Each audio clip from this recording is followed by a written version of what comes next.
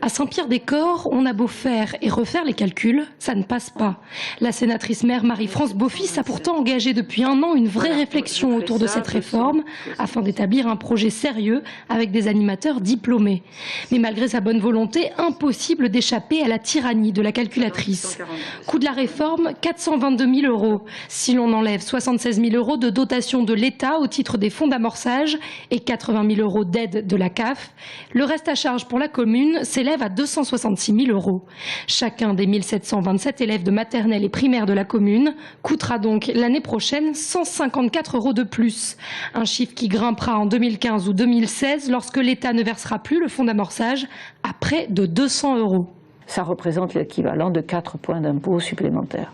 Ça n'est pas possible et ça n'est pas acceptable. Notre population ne peut pas se supporter ce supplément encore d'impôts, d'autant que cette année, les dotations de l'État ayant été fortement réduites, 300 000 € pour notre ville, on a déjà été obligé d'augmenter les impôts, donc on ne peut pas faire une seconde sollicitation.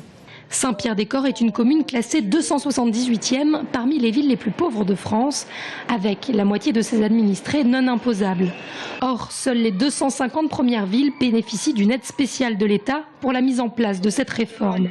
Mais dans le département, d'autres voix s'élèvent contre ces nouvelles dépenses à la charge des mairies.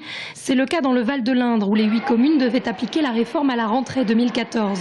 Ils avaient donc fourni à la direction d'académie les nouveaux horaires envisagés pour leurs écoles, mais les élections municipales ont changé la donne. 5 nouvelles municipalités ont été élues et la communauté de communes a donc voté une délibération à l'unanimité pour reporter l'application à 2015. Une réforme qu'ils jugent pourtant nécessaire. On n'est pas d'accord pour la financer. On considère aujourd'hui que c'est une réforme nationale qui n'a pas à être financée par les collectivités locales. C'est un problème de principe, c'est un problème de moyens. Bien que la communauté de communes du Val-de-l'Indre soit une commune assez riche, nous ne disposons pas des animateurs nécessaires et qualifiés, et nous ne disposons pas non plus des locaux. À la direction d'académie, on minimise la fronde. S'il y a bien eu quelques points sensibles, une douzaine de communes, le climat serait aujourd'hui apaisé. Et le Val-de-l'Indre ne ferait pas exception. Les élus que j'ai rencontrés ont fait état de difficultés. Bon voilà, ce que je peux dire, c'est que les horaires, j'en dispose puisqu'ils m'avaient été communiqués avant les élections municipales. Moi, je reste tout à fait ouvert pour, dans les jours prochains, étudier des évolutions dans l'organisation. Mais je crois que tout le monde est conscient aujourd'hui que dans le Val-de-l'Indre, comme partout ailleurs dans le département et dans la France, la réforme sera mise en place. In fine, c'est le préfet qui devra déterminer si la délibération de la communauté de communes du Val-de-l'Indre est légale ou non.